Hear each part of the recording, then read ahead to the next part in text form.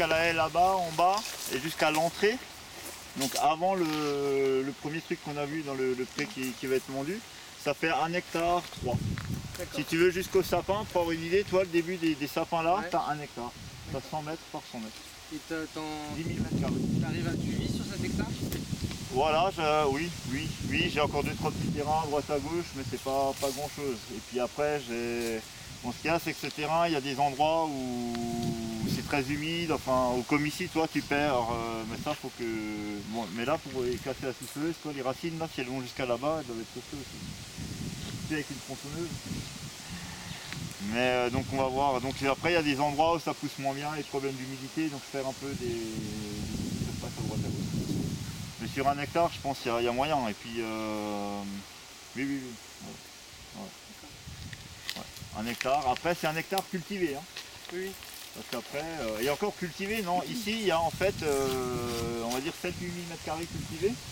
Parce que ici, tu as 5 mètres, tu vois, qu'ils ne sont pas cultivés. Donc 5 mètres sur 100 mètres, ça me fait déjà 500 mètres carrés. Fois 4, comme c'est un carré, ça a déjà 2000 mètres carrés. C'est ce que je veux dire, oui. sur 10 000. Plus les trous à droite à gauche. Voilà, des réserves d'eau, etc. Ouais. T'as une volonté d'agrandir ou pas? Non, moi j'ai une volonté de me stabiliser et puis d'avancer dans les techniques là, de garder en gros la production que j'ai, enfin un peu améliorer on va dire, améliorer la production, le rendement en fait plutôt, avec en travaillant de moins en moins si possible. Ça serait top. Et puis après, si j'ai plus de temps, je voudrais essayer de faire un peu de céréales, au moins pour moi, pour avoir l'autonomie en céréales, en lentilles, en oléagineuses, enfin un régime alimentaire déjà autonome pour moi. Tu vois, à côté. Et puis d'autres choses. Il y a des périodes, tu es obligé de laisser en jachère ou pas? On appelle pas ça la jachère, si. Non cultivé certaines années. Oui. Alors les jachères, si tu veux, mon couvert végétal, c'est un peu une jachère. Hein.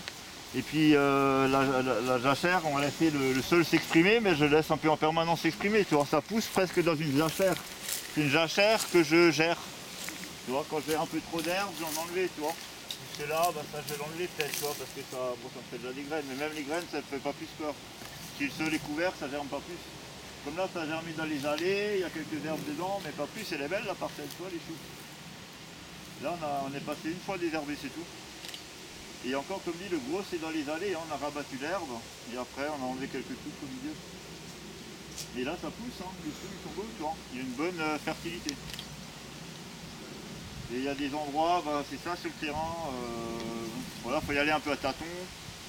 Et chaque parcelle est conduite différemment. Là il y a eu un apport de fumier avec ici pour les choux. Parce que les choux, si je les plante dans les couverts, là, directement comme les tomates, ça a du mal à décoller, pour l'instant en tout cas.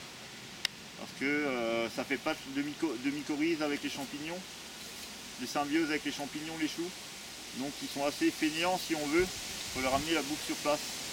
Parce que là-bas les champignons vont beaucoup aider à chercher la bouffe.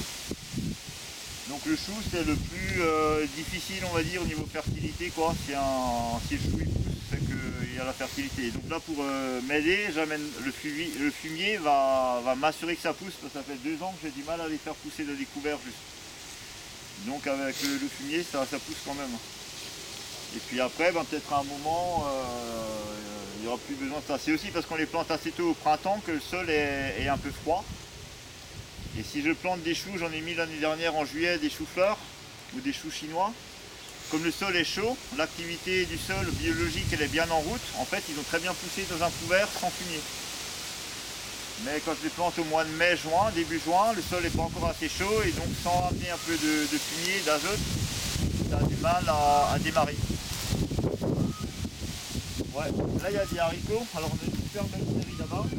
Celle-là elle s'est fait bouffer sur la partie du bas, mais c'est pareil, c'est semé avec une canne à semer là dans la couvert. On va piquer, ça dépose des graines avec une canne, et ça sort à travers le fond. C'est là qu'il faut qu'on les récolte encore pour ce soir. Et puis j'en ai 2 séries de ce côté là-bas. Il y a de l'arrosage aussi?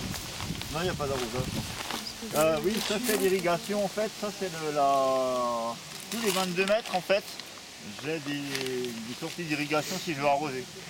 Alors j'arrose, je les ai arrosés je pense au semis, parce que comme il faisait sec là, quand c'est sec j'arrose au semis à la plantation, ça c'est obligatoire, sinon ça germe pas ou les racines, la plantation crève quoi. Mais une fois que les racines sont parties, on n'a plus ce besoin d'arrosage quoi. Ouais. Donc ça j'ai une belle série là-haut. Alors c'est ça, après moi je pense je foire la moitié de mes semis à peu près. On est vraiment dans l'expérimentation, mais je réussis la moitié aussi. Et je l'ai réussi sans travail du sol, etc. Donc, voilà, ça dépend si on voit la moitié vide ou la moitié pleine du verre.